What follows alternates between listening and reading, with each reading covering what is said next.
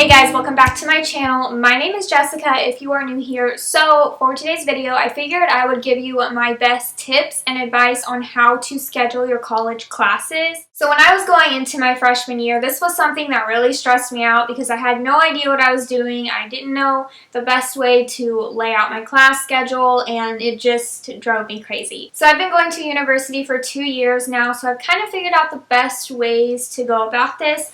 I made a list on my phone here of tips that I have for you guys on how to actually lay out your schedule and schedule all your classes. There's a lot here, so let's just get into it. So my first tip for you guys is, at least for your first semester, I would recommend actually not stacking your classes. If you don't know what stacking your classes is, it's basically where you would take all of your classes on like 2 days a week. So for me, I normally take my classes all on Tuesday, Thursday from like 9 a.m. to like 3 or 4. It just kind of depends. And then I'll have Monday, Wednesday, Friday off. But the reason I'm saying to not do that your first semester is because everything's very new your first semester, and you're not going to be used to having that free time Monday, Wednesday, Friday. You're most likely used to going to school Monday through Friday from like 8 to 3. So I think switching it up and then adding all the regular craziness of college into that could kind of throw you off. So I would recommend maybe take 3 classes Monday, Wednesday, Friday, and take your other 2 Tuesday, Thursday, just to kind of spread it out a little bit more. At least for your first semester, once you get past that and you kind of get into the groove of college and you kind of know how classes work, how exams are, and like just you're kind of used to everything, then I would say you can switch it up if that's something you're interested in. Speaking of your first semester, I'd highly recommend sticking to 15 credit hours. 12 to 18 is considered a full-time student, and at least at my school, they have this saying called 15 to finish, where if you take 15 credits every semester, you should, depending on your degree, be able to graduate in 4 years. So the standard for 15 credits would probably be about 5 classes. I know you're used to taking like 7 in high school, but again, college classes are so different. So I would recommend doing 15 credits even your first semester. It's definitely a lot of work, and unless you're super behind or anything, or you just have a really like long and challenging major, I would recommend sticking to 15 credits. So my next tip is to avoid leaving hour-long or 2-hour-long gaps in between your classes. My first semester, I had a class from 9 to 10, and then I had a class from 11 to 12. So in between that time, I had nothing to do, and in my mind, I was like, oh, I'll just get all my homework done, or I will go get breakfast or something. But honestly, I was so tired from waking up early and from just sitting through that hour-long lecture that I didn't want to do anything within that hour. So what I would recommend doing is take a few classes back to back, and then schedule yourself a lunch break and either be done for the day or take a couple more classes after your lunch break. I would super avoid doing like a 9 a.m. and then a 3 p.m. That would be terrible, having that huge gap. You probably wouldn't get that much done, or you would get super distracted or tired and end up like skipping your 3 p.m. class. So just try to keep the classes closer together, but also remember to like take a lunch break. That's a big thing of mine. I always make sure I have time for lunch when I'm scheduling my classes, because I get hungry and some professors won't let you eat in class, some will, but it just, you never know. If you're gonna schedule a break, make it a lunch break. I could have said that so much faster with just that one sentence. So I know I just said to try to schedule your classes back to back, and I super recommend that, but also make sure that you're keeping in mind like how big your campus is and how far apart these classes are gonna be. Like, can you make it from one end of campus to the other in 10 minutes? It just kind of depends on how big your campus is and where the classes are actually located. For my college, you could pretty much make it anywhere. A lot of my classes are in the same building anyway, so I don't have to worry about that too much. That really just depends on the college and the classes. Also, a lot of professors will probably be lenient, like if you are coming from super far on campus. You would just have to let them know that you're coming from like a really far class on campus, and hopefully they would be cool with it. I don't see why they wouldn't, like it's not really your fault. Definitely let them know and just keep that in mind when you are scheduling your classes. Let's talk about early classes. You will hear so many mixed feelings, mixed reviews on taking early classes. Some people will say avoid 8 a.m.s at all costs. Some people will say you've been doing it for 12 years, you might as well just keep going. I have very mixed feelings on this. I think it just depends on the person. Personally, I don't really like 8 a.m.s. They are really hard for me to get up for, but they are doable. I've had plenty of 8 a.m.s. If you truly are a morning person and you like getting up early, even on the weekends, like if you love to get up early and get your day started, then go for it. Take the 8 a.m.s. It's nice to have like the rest of the day to do whatever you want. If you need to go to work or if you want to work on homework, hang out with friends, like you have the rest of the day. But if you're someone who hates waking up early and your reasoning for taking these 8 a.m.s is because you did it in high school, I would probably not recommend that, just because it's going to be really easy for you to skip class in the morning if you're tired, if you don't get out of bed. So yeah, it just really depends on you and your lifestyle and your preferences. Personally, I'm okay with like 9:30 classes. I'm not the best with 8 a.m.s. They're doable. I can get through them. I have gotten through them, but just not my favorite. My next tip is to remember that you actually have requirements to graduate.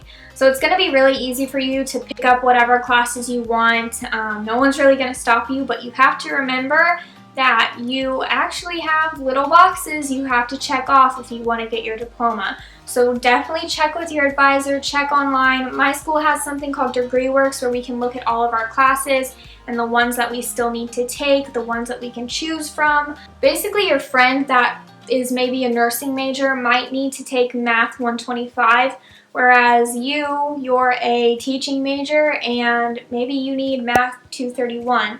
It's not like high school where you all take the same math class or science class or whatever. There's different requirements based on your major. My next tip kind of goes along with the last one, but get your gen eds out of the way now. Don't wait until you're a senior. I've seen a few people do this and it kind of backfires. So you're gonna have classes that you just have to take to graduate. Like I had to take walking, I had to take history, math, like I had to take all of these classes that were just very boring and not fun and had nothing to do with my major, and they're meant to be taken your first 2 years. So definitely take them then. Don't wait until you're a senior. That could push your graduation plan off, could mess with prerequisites, it could do a lot of damage. So just make sure you're getting them done ASAP.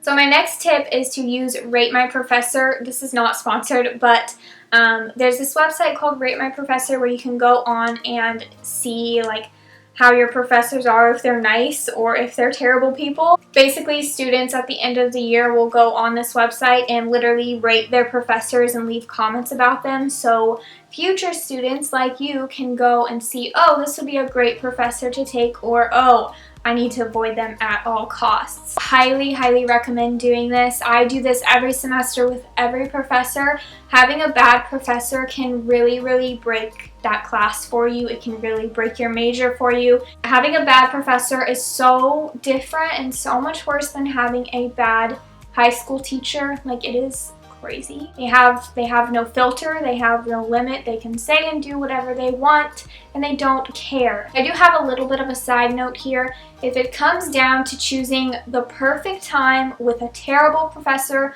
or a terrible time like an 8 a.m. with an amazing professor, go with the terrible time, okay? You can wake up for an 8 a.m. It might be hard. I know I was just saying earlier, you have to do what's best for you, but I'm telling you, you would much, much rather get up for an 8 a.m. with a good professor than have like an 11 a.m. with a terrible human, okay? I know sometimes there's nothing you can do and you have to be stuck with a bad professor, but if you can, just try to avoid bad professors. You will not regret taking an 8 a.m. with an amazing professor. I can tell you that. But you will regret taking a 11 a.m. with the worst person you've ever met. Maybe that was dramatic, but you know. My last tip for you is if you realize the class that you need or really want is completely full, it's okay, don't panic, just keep checking back over and over